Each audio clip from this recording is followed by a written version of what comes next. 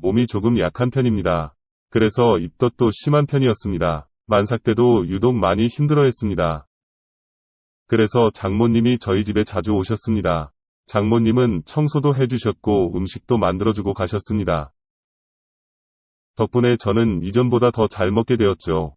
다만 한 가지 아쉬운 점이 있다면 부부관계를 할 수 없다는 점이었습니다. 임신 중에도 관계가 가능하다고 하지만 아내가 질색을 하더군요. 그리고 항상 피곤해해서 기회가 없기도 했죠. 그러다 보니 아내가 잠이 들면 휴대폰을 들고 화장실로 향했습니다. 그곳에서 혼자 욕구를 풀곤 했지요. 그러다 아내의 출산일이 가까워지자 장모님이 아예 저희 집으로 오셨습니다. 장모님은 정말 열심히 집안일을 해주셨습니다. 덕분에 아내와 둘이 살 때보다 집안이 더욱 깨끗해졌고 먹는 것도 더욱 풍족해졌습니다. 저는 고맙고 죄송한 마음이었습니다. 그래서 매달 장모님께 용돈도 두둑히 챙겨드렸죠. 아내도 장모님과 있으니 엄청 편해하더군요. 장모님은 출산 이후에도 애를 봐주시겠다고 했습니다. 저는 안 그래도 된다고 말을 했지만 아내가 적극 찬성을 하더군요. 결국 매달 얼마씩 돈을 드리기로 하고 장모님이 도와주시기로 결정을 했습니다. 장인어른도 안 계시니 별다른 걸림돌도 없었죠. 장모님은 비싼 조리원도 취소하라고 하시더군요. 하지만 아내는 조리원을 강력하게 원했습니다. 조리원에 대한 기대감이 있는 것 같았습니다. 결국 아내는 조리원에서 2주를 보내기로 했습니다. 그리고 집으로 와서는 장모님이 도와주시기로 했죠. 그렇게 아내의 출산일이 다가왔습니다. 출산 예정일이 다가오자 저는 휴가를 내고 대기했습니다. 그리고 진통이 오기 시작하자마자 병원으로 향했죠. 물론 장모님도 함께 움직였습니다. 하지만 아기가 빨리 나오지를 않더군요. 결국 첫 진통 후 거의 하루 만에 아이가 나왔습니다. 탯줄을 자를 때는 사실 얼떨떨해서 별다른 감정도 없었죠. 그렇게 정신없이 아이가 태어나게 되었습니다. 아내는 병원에서 며칠 입원을 하게 되었고 장모님께서 옆에 있어주시겠다고 하더군요.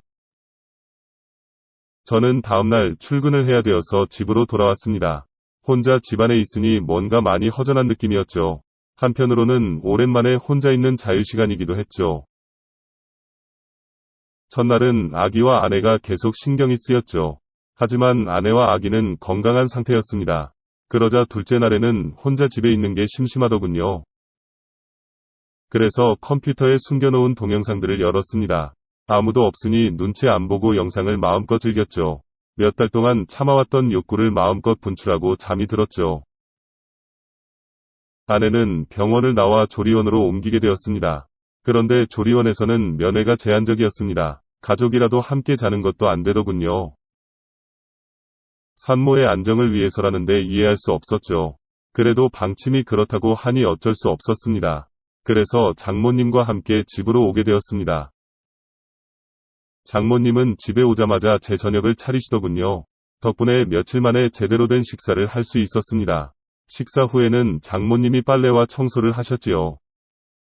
가만히 있을 수 없어서 옆에서 함께 도와드렸습니다. 빨래도 널고 쓰레기도 버리고 청소기도 돌렸지요. 그랬더니 금방 시간에 갔습니다. 그래도 일찍 집안일을 끝내고 장모님과 마주 앉게 되었습니다. 저는 감사하다는 말을 먼저 드렸고 장모님은 당연히 할 일이라고 괜찮다고 하셨습니다. 장모님과 잠깐 이런저런 대화를 나누었습니다. 그리고 잠을 자려고 누웠더니 뭔가 허전한 기분이었습니다. 문득 성인 영상이나 보고 잘까 싶었습니다. 하지만 장모님이 집에 계셨지요. 어제와 같은 자유는 이제 없었습니다. 괜히 눈치가 보여서 그냥 자려고 했지요. 아쉬운 마음이 들기 시작하니 더 보고 싶더군요. 그래서 어쩔까 고민을 하다가 한 번만 보고 자자 싶었죠. 그래서 조용히 일어나 분위기를 살폈습니다. 다행히 장모님은 주무시는 것 같았습니다. 그래서 컴퓨터가 있는 방으로 조용히 향했습니다. 저는 조용히 컴퓨터를 켜고 동영상을 찾았습니다. 소리가 날까봐 이어폰도 끼고 영상을 보기 시작했습니다. 들키지 않을까 하는 불안감도 있었습니다. 그래서인지 이상하게 더 스릴이 있었지요. 그래서 영상을 보면서 조용히 휴지도 챙겼습니다. 영상은 뻔한 내용이지만 볼 때마다 상상력을 자극했습니다. 몰래 봐서 그런지 그날따라 더욱 집중해서 영상을 보게 되었죠. 조용히 영상에 집중을 하면서 티슈를 챙겼죠. 그런데 클라이막스에 이르렀을 때 인기척이 느껴졌습니다. 장모님이 문을 조용히 열어보신 것이었죠. 그때 마침 저는 마지막 과정을 하는 중이었습니다. 그리고 그 모습을 그대로 장모님께 보여버렸죠. 장모님도 그 모습을 보시고는 순간 비명을 지르셨습니다. 저는 황급히 바지를 올리며 몸을 숨겼습니다. 하지만 이미 모든 걸 보여버린 이유였죠. 그 순간에는 식은땀이 흐르더군요. 설마 장모님이 다시 일어나실 줄은 몰랐죠. 문을 잠그지 않은 것도 후회가 되었습니다. 앞으로 장모님을 어떻게 봐야 하나 싶었죠. 다음날 아침에 일찍 일어나 몰래 출근을 할 생각이었습니다. 그런데 장모님이 이미 일어나 계시더군요. 그리고 제게 잠깐 기다리라시며 식사를 차려주셨습니다. 장모님도 제 눈을 똑바로 못 보시더군요. 정신없이 후다닥 밥을 먹고는 출근을 했습니다. 정말 머릿속이 하얗게 변하더군요. 하지만 장모님을 피할 수는 없었죠. 퇴근하고 조리원에서 아이와 아내를 보았습니다. 그리고 장모님을 모시고 집으로 오게 되었죠. 차 안에서 어떤 말도 꺼낼 수 없었는데 장모님이 먼저 말을 꺼내셨습니다. 어제는 너무 놀라서 미안하다는 말을 못했다고 하셨죠. 저는 오히려 제가 죄송하다고 말을 했습니다. 그러자 장모님은 남자가 그럴 수도 있다고 하셨죠. 그러면서 아내와 자주 관계를 하는지 물으시더군요. 저는 솔직히 아내가 저를 거부한 지 제법 되었다고 했습니다. 장모님은 여자가 임신하면 그게 싫을 수 있다며 이해를 좀 해주라고 하셨습니다. 조금 전까지는 어떻게 장모님을 봐야 하나 싶었는데 한번 이야기를 시작하니 술술 말이 나오더군요. 은밀한 이야기까지 모두 장모님께 털어놓기 시작했습니다. 그리고 집으로 돌아왔을 때 장모님께서 먼저 술을 꺼내시더군요. 한잔하면서 이야기를 하자고 하셨죠. 장모님은 저의 욕구불만을 이해해 주셨습니다. 그래도 바람을 피지는 말라고 하시더군요. 아내도 몸을 회복하면 관계를 거부하지 않을 거라고 하셨죠. 혹시나 계속 관계를 거부하면 어쩌냐고 말씀드렸더니 요즘은 상담센터도 잘 되어 있으니 상담도 받아보라고 하셨습니다. 리스가 된 부부들이 상담을 많이 받는다고 하시더군요. 참기 힘들면 지금처럼 영상 보면서 풀라고 하시더군요. 원하면 잠깐 자리를 비워주시겠다고도 하셨습니다. 하지만 저는 괜찮다고 말씀드리고는 술을 마셨습니다. 허락을 받았다고 해서 장모님이 있는데 쉽게 할 수 있는 일은 아니었으니까요. 오히려 장모님이 알고 있다 생각하니 더 부끄럽더군요. 담담하게 상담을 받듯 대화를 나누었지만 사실 속으로는 엄청 쑥스러웠습니다. 그리고 어제 봤던 영상들이 자꾸 떠올랐죠. 자연스럽게 장모님과 영상에서 봤던 배우가 겹쳐졌죠. 장모님도 혼자가 되시고 오래 직장 생활을 하신 분입니다. 나이에 비해 관리를 잘 하신 분이었죠.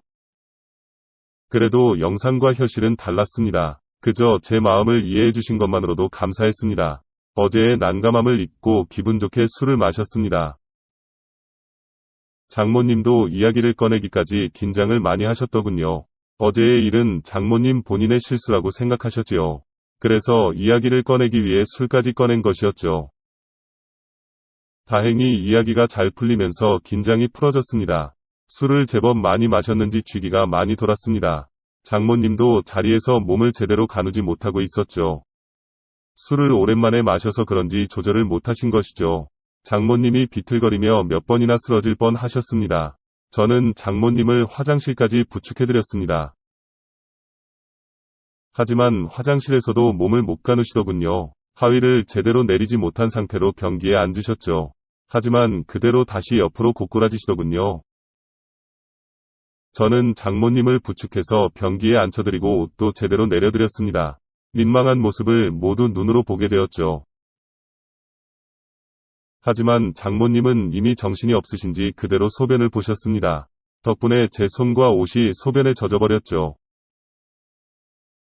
장모님도 이미 옷이 다 젖어버렸지요.